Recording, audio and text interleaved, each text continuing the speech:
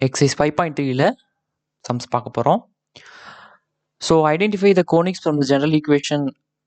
Identify the type of conic section of each of the equations. ஒரு 6 equation கொடுத்துருக்காங்க. அதுக்கு முன்னாடி ஸோ கோனிக்கோட ஜென்ரல் ஈக்குவேஷன் என்னன்னு பார்த்துடலாம். A x square plus b x y plus c y square plus d x plus e y plus f is equal to 0ன்னு வச்சுக்குவோம். இங்கே ஏவோட வேல்யூ 1, பியோட ஏசியோடைய வேல்யூ 1 இருந்து பியோட வேல்யூ 0 இருந்துச்சுன்னா இது என்னவா இருக்கும்? சர்க்கிளாக இருக்கும். பியோட வேல்யூ 0 இருந்து ஏஓ சிஓ 0 இருந்துச்சுன்னா பேரபிளாவாக இருக்கும். ஏவும் சியும் நாட் ஈக்குவலாக இருந்து சேம் சைனாக இருந்துச்சுன்னா எலிப்ஸாக இருக்கலாம். ஏவும் சியும் நாட் ஈக்குவலாக இல்லாமல் இருந்து ஆப்போசிட் சைனில் இருந்துச்சுன்னா ஹைப்பர்போலாவாக இருக்கலாம். ஏவும் சியும் ஈக்குவலாக இருந்து பிடிஇஎஃப் எல்லாமே 0 இருந்துச்சுன்னா x square plus y square is equal to 0 இந்த ஸ்ட்ரக்சருக்கு வரலாம். சரியா? ஸோ இதுதான் இதோடைய இது நம்ம பார்க்க போகிறோம். ஃபர்ஸ்ட் சம் பார்த்தீங்கன்னா 2x² minus y square equal to 7 இப்படி இருக்கா? அதாவது எப்படி இருக்கு? எக்ஸ் ஸ்கொயருக்கு முன்னாடி இருந்தால் ஏவோட வேல்யூ என்ன? இங்கே 2. ஏவோட வேல்யூ என்ன? 2. ஒய் ஸ்கொயருக்கு முன்னாடி இருந்தால் என்னது? சியோட வேல்யூ என்ன? இங்கே -1. ஏவும் சியும் நாட் ஈக்குவல் ஆனால் ஆப்போசிட் சைன். சரியா?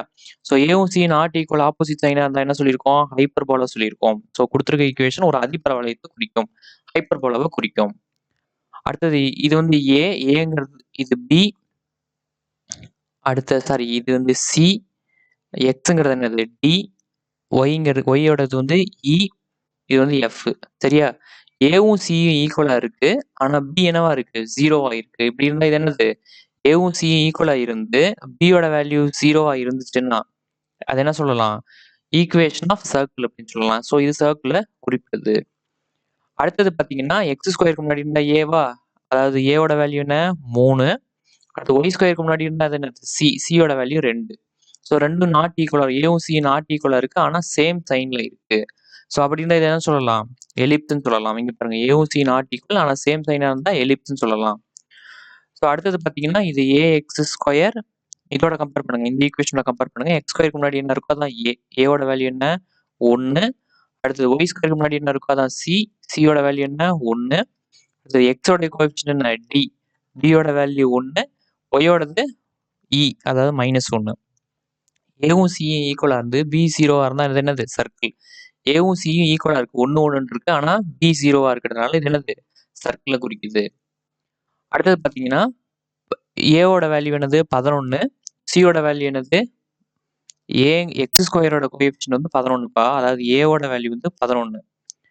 ஒய் ஸ்கொயருங்கிறது சி, அதாவது சியோட வேல்யூ வந்து -25. ரெண்டுமே ஆப்போசிட் சைன்ல இருந்துச்சுன்னா அது எது குறிக்கும்? ஹைப்பர்போலா, அதிபரவளையத்தை குறிக்கும்.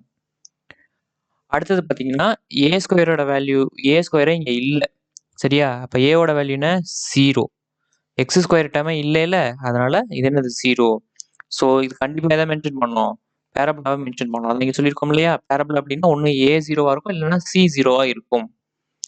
அதான். ஓகே, தினேஷ் அண்ட் சேனலை சப்ஸ்கிரைப் பண்ணுங்க.